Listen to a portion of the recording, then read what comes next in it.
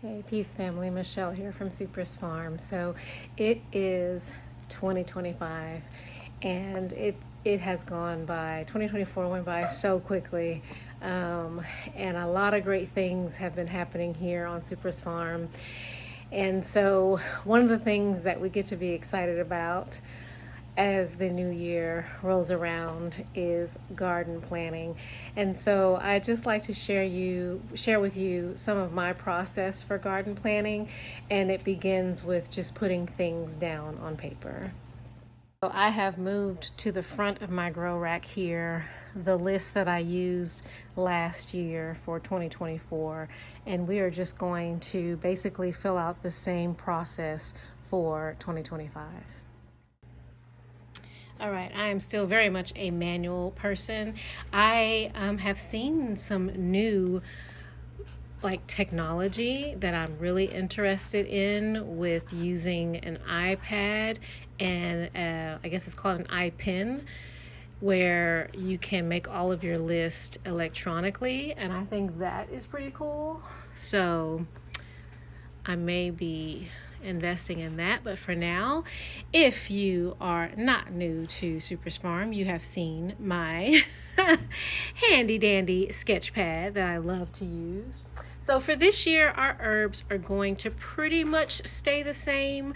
I would say the top of the list is going to be the blue butterfly pea flower. That's a mouthful. Now this past year, this is what we grew. We grew this butterfly pea flower from Baker Creek. I really do like Baker Creek seeds. They have really good germination for us down here in the South, from what I can tell. I see quite a few growers using their seeds. And they offered a new variety this year that I did pick up. Let me find my seed packet. Here we go. Look at this. It's a Thai double sky blue. Isn't that pretty? Like I said, this was new from 2025, and we're gonna grow this year, and I'm going to grow both of them because this was tried and true. I harvested quarts and quarts, probably multiple gallons of blue butterfly pea flower, and I'm actually drinking some of this right now. I have been really enjoying that. So that is going back on the list because we're going to be offering this on our website. Okay, our second herb that we are going to definitely grow here on supersfarm is roselle. Roselle is our number one herb that we grow. We absolutely love growing the roselle. And we have been using a lot of our own seeds, from season to season. But my initial seeds came from this company, the All Good Thing organic seed. Obviously, this is a zucchini seed. It's not roselle. I don't have any more of those seeds. But if you're looking for seeds and you would like to get them from a nursery, a seed provider that we have used, the All Good Things organic seeds. I don't know if they still have them, but that's where we got some of our initial seeds, as well as Baker Creek. But Baker Creek, from what I've seen the past few years, has not been carrying that. All right, our next herb is going to be basil. I love all the basils. All the basils. Let me show you. Here is my basil bin, and I have all the basils. This holy basil, it's actually a red leaf. I have not grown this yet, so that will definitely be going in. Italian large leaf, this is my favorite. I learned about this from Jessica over at Roots and Refuge. Thai basil, unfortunately, it's one of those things where I planted so much of this our first year, and it came back subsequent years, but the last year I didn't get any Thai basil.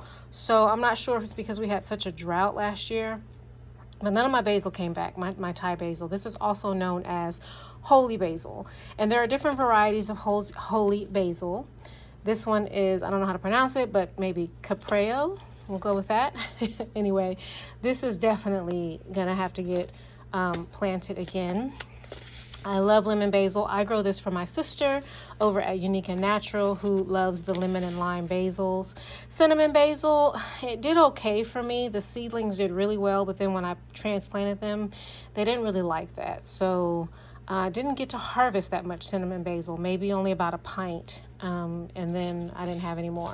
So here's the lime basil. Of course, we're going to grow some of that for Nikki. The blue spice basil, this was one of those free packets that we got from Baker Creek. Some of my notes. Let's see what else we have. The opal basil, I think this was really popular. I don't recall. Oh, actually, I'm lying. I was just about to say I don't recall growing it, but I did. I actually have some dehydrated over there on the rack. The Persian basil is really pretty because of its flowers. Let me see, what other basil do I like to grow? Yeah, I'm all about the basils. If there's something else that I can't recall, I'll just come back and grab it. But I think that is, here's another pack of lettuce leaf. So I think I'll just grab that out just in case. I think the other pack probably will be fine. So yes, definitely basil. All right, our next herb is going to be chamomile. Chamomile. I've heard some people say chamomile, which makes sense because of the mile right there. But we use Baker Creek, tried and true. I've had this seed packet for a couple years now. I mean, there's like probably 100 seeds in there when you initially get the seed packet. I also did order some more chamomile from the MI Gardener this year, so depending on how these germinate, I may switch over to the MI Gardener. All right, next we have calendula. Calendula did really well for us. We dehydrated quite a bit of it, and I didn't realize that calendula is basically a marigold. This is Calendula officinalis. Let that kind of zoom or, get clear. See, it was known as a pot marigold. And when you research the calendula, it comes under the marigold family. So this is the calendula that we have and the one that we dehydrated and made some lovely teas. I only had about 2, maybe 4 plants. I can't remember. I didn't have that many plants. So we're going to definitely up how many plants we have of calendula this season. So yeah, maybe we'll offer that. Okay, our next herb is going to be sage. And I have all the sages. Sage has its own bin as well. However, this is stevia. I think I pulled that out because that's also something that I want to grow. Let's get to the sage, why don't we? I just threw some things in there. Sorry about that. Okay, so Cleopatra mix. I have here that it's written red, that I wrote down that it's red, pink, and purple, but it's still sealed, so obviously haven't tried to grow that. This is a Blue Monday sage. I don't think I've tried, I haven't tried that one either. Oh, that's from 2021. I have, of course, the broad sage. That's what I just harvested for the freeze. And this is also just generic broadleaf sage. We'll just leave that there. This is broadleaf sage. This is probably the packet that I used last year. Oh, look, there's another broadleaf. So yeah, that's your kind of like what I would call your just tried and true, maybe like garden variety sage. And then I've got some specialty varieties here that I gave a go, and nothing is really sticking out to me. The clary sage did really well, but I'm not gonna grow that this year. I was growing all the sages from my sister again. She does like, bath and body care, home care. She makes products with our herbs. And she mentioned that clary sage is not really that popular right now. So I think we're gonna hold off on that one. There was, here's a white sage. and a scarlet sage. So the scarlet sage came back this year. I was surprised to see her blooming right outside my she shed.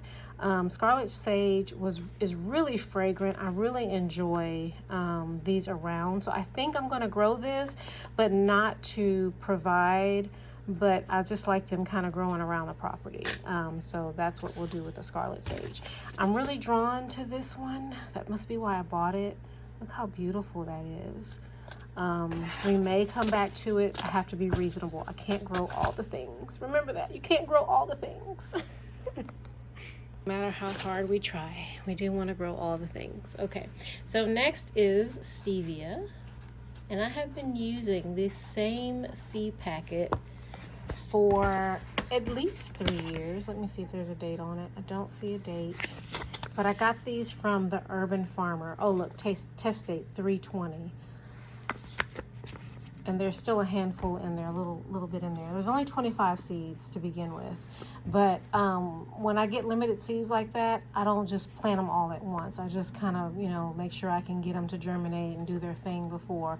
And these have been germinating for me. Every year we have a few stevia plants that I'm able to harvest and dehydrate the leaves. And I gave them away as gifts last year, and we use them just throughout the year to, just provide a little sweetener to my tea. All right, next we have oregano.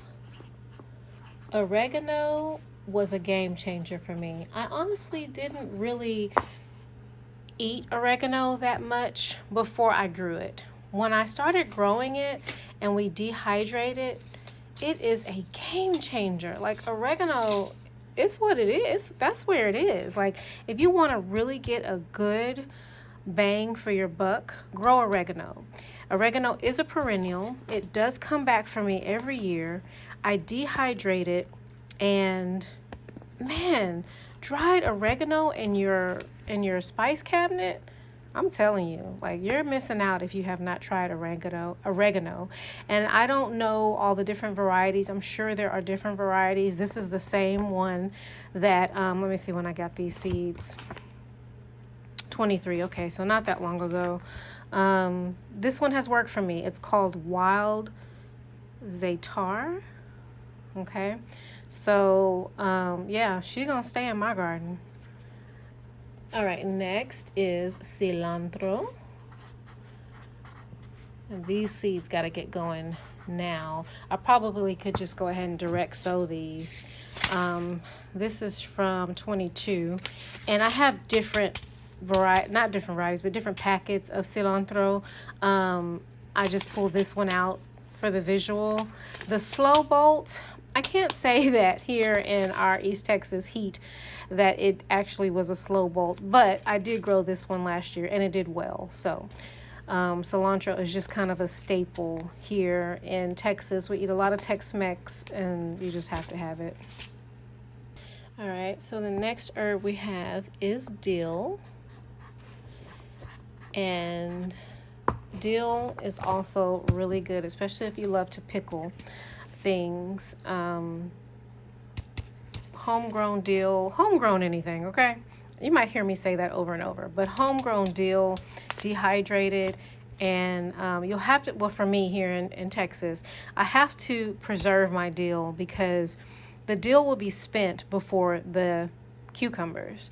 The cucumbers will start coming in maybe mid-spring, but the dill, it doesn't like the heat. So I have to preserve the dill, hold on to the dill, and then use that in my pickles when the cucumbers start coming in. I almost started without you there. The next two that we have are comfrey and mullein. Mullein, I believe. So I don't have any seed packets to show you on these. The comfrey has to go in the refrigerator after you so what I'll do with the comfrey is I'll put the seed in some moist soil, and I'll put that into a Ziploc bag and put that in the refrigerator. So I believe it's like a cold stratification that the comfrey has to go through. So what I'm going to do here is just kind of put like a little star and the mullein because I need to either go dig out another stash of seeds, or I need to order these, because last year I started them. I even went through the whole cold stratification, got about 5 seeds to germinate, put them outside, and they died. I don't think I hardened them off with enough time. So I'm gonna start over with these two. Hey guys, I forgot Baker Creek, my order this year. I ordered this purple mullein. And yeah, it's a perennial as well for zones 4 through 8, which could be me depending on how my season goes. But if it's an annual, that's fine. So I don't need to order the mullein. I definitely need to order the comfrey. I don't think I have any of those laying around. Excuse me. And then also, of course, lemongrass. We have got to grow lemongrass. I am going to double down on the lemongrass this season so that I can sell it. I'm a fan. I'm a fan of lemongrass. Okay, next we have cornflower, and I use this in one of my tea blends. Cornflower, to me, actually in my women's energy, I use cornflower. This is also called bachelor button. To me, this has like a sweet flavor to it. I asked my sister to taste it. She didn't, she didn't taste the sweetness, but to me, it just had like a sweet tone to it. And then, of course, onion. I have already ordered my onion sets from Dixondale. They'll be here mid-March. Moringa. Our moringa hopefully will come back after these long freezing days that we've been having. And I've never grown this, but I did order this from Baker Creek this year. This is Horehound.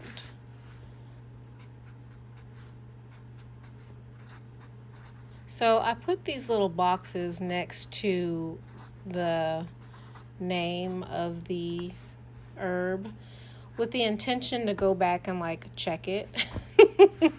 But that doesn't always work out. So that's what the little box is for, in case you're wondering.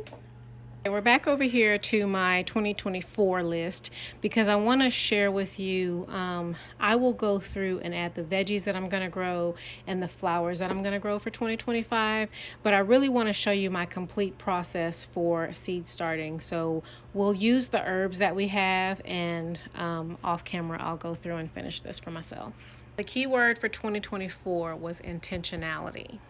The key word, or I guess the key phrase for 2025, we'll say key phrase,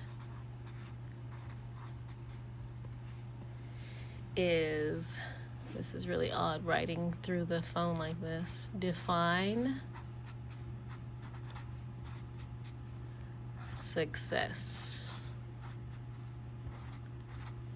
Because I found that will vary. That will vary depending on the individual, the situation, the circumstance, the goals. All of our ambitions, our drive towards success is not the same, and I'm okay with that. So I will define success for myself within my own endeavors and live with that. Not have to like meet some standard or some expectation that somebody else has for me. No, I will define success for myself. Video. This is my seed starting method to the madness. Okay, go to Wally World. Wally World has labels. I just found out they also have the long envelopes, which would be very helpful in this situation. But they also have these colored envelopes, and this is what I use. And sometimes the envelopes will get beat up, but it wasn't a huge investment, so just replace it. It's not a big deal. What we do is we color code. What we do is talk. I swear, I've had a conversation before in my life. All right, so what we do is color code the type of crop with these envelopes. So for example, this green color are my herbs. This pink color are my vegetables. And this blue color are my fruity vegetables. And the reason why I call it a fruity vegetable is because technically there aren't any vegetables in the garden. There are only fruits. And there, of course, are roots and stalks and leaves. But I call them fruity vegetables because that's what resonates with us when we think of like tomatoes. Eat your vegetables, but actually a tomato is a fruit. So that's a supersfarm term, fruity vegetables, to just help people understand that are kind of new to growing. It's okay. It's okay. This is not rocket science. So we just try to make it easy and fun for people so they will be encouraged. And then the yellow envelope are for my flowers. So since we're working on herbs right now, what I'll do is I'll go through, and on each envelope I have a label, and it's probably going to show backwards for you. I apologize for that, but these labels are free on our website, supersfarm.com, and this is just to help you organize your seed starting endeavors. This is a process that I developed. It was all manual. I mean, it was all like I wrote it out for many seasons. I would just, like, here I have some of my old envelopes here. I would just write it out. You know, I would write out all of those time frames, and I keep these as reference. Well, I keep everything, if we're telling the truth. So these labels will have broken down for you the time frame in which that particular crop needs to get planted or sown, or you know, just kind of depending on what you're going to do. Some seeds will require you to direct sow them into the garden. Some seeds will require you to start them indoors and then transplant them outside. So the envelope system has been very helpful in allowing me to keep track of that information. So the labels I've already written on there. Like this first one says herbs, and then it says 10 to 12 weeks before last frost. And then I have the date range and the variety. So what I will do, I have one filled out already here.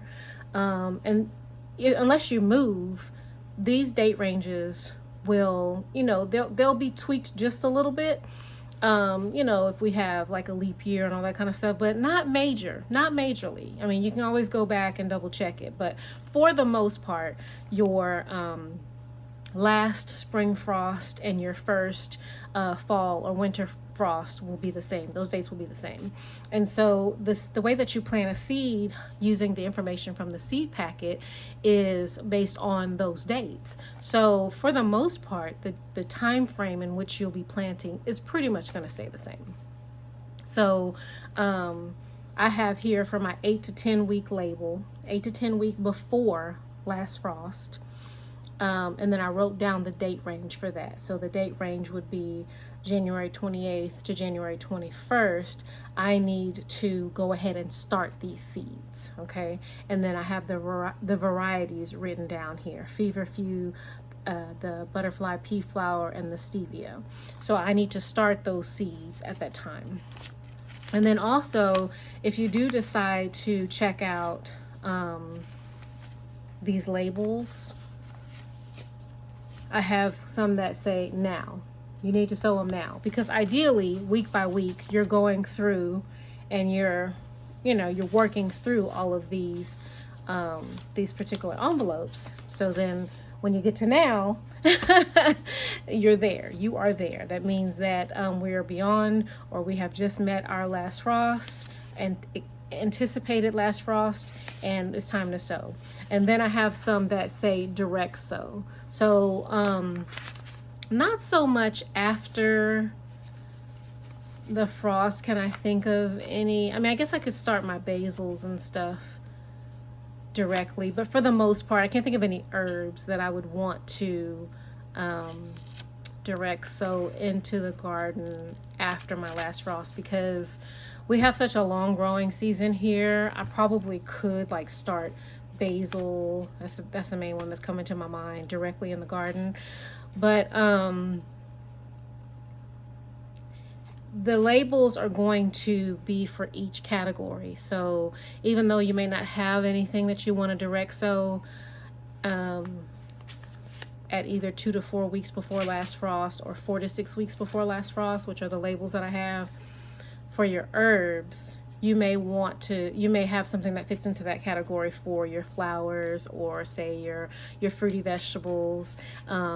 So that's kind of the breakdown of how I created this labeling system. And so I just put my foot in my mouth. I have a label that's written direct sow after frost. And look what's in there. My mullein seeds. So I do not need, oh my gosh. Wow. I do not need to order any more mullein. No one said that growers were perfect, okay? They just aim for perfection. But that's hilarious. So I don't have to purchase any seeds so far, which I'm okay with. All right. So once you get your life, but once you get your envelopes all jam-packed with all your seeds, because then what you're going to do is look at the back of your seed packet. So for example, I have the horehound here. The horehound says,